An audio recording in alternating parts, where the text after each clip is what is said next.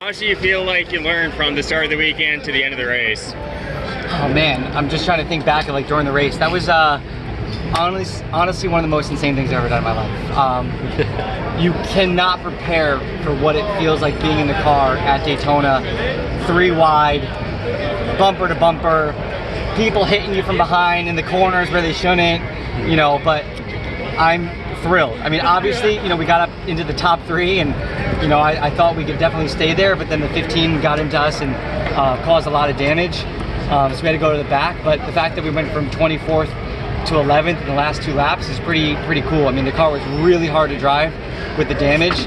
I like, you know, normally in the corner, you're like, you hold the wheel around here. I was almost full lock just to keep the car on the bottom.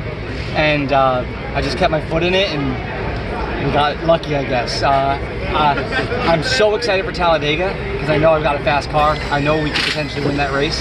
Now with the experience that I got here. But at the same time, I'm also like, wow, I gotta do that again. What do you think? 22 years ago today, you had the opportunity to take a different type of ride around this racetrack. I mean, how cool is it that to this date, 22 years ago? It is pretty wild. I knew that coming in, and you know, obviously 22 years ago, it was great to be at the race and get to experience it, but it was also a really somber day, and that was the last time I came here for a race.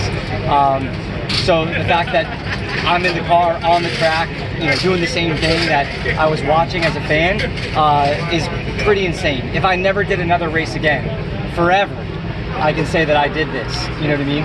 Forever, I can say that, you know, we got into the top 5. We were in the top 3. We showed that we had speed. We were fastest in practice. You know what I mean? Which proved to myself that I belong here and hopefully to other people as well. That said, it's a long season. You know, obviously I would have liked to finish in the top 5 where we were.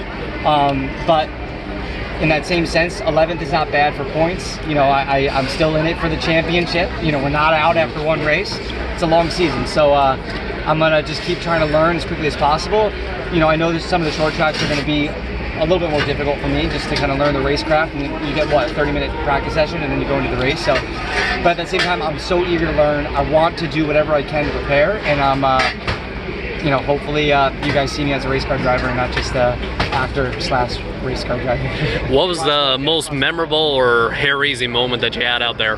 You know, I kind of was yelling in the radio early on, like, you know, I felt more calm than I thought I'd be, but like the 4, he was literally just plowing into us, and I got, like, we were so squirrely on the back, like he almost wrecked us 10 times. I mean, I know he wrecked like 3 other guys, but like, I'm just like, it's lap 19. Like, so in my head, I'm thinking we just need to survive to the end.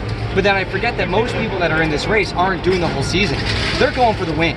You know what I mean? So like, we're trying to be conservative in the sense and like wait to the halfway break or whatever, you know what I mean, before we really start pushing, learn what the car does.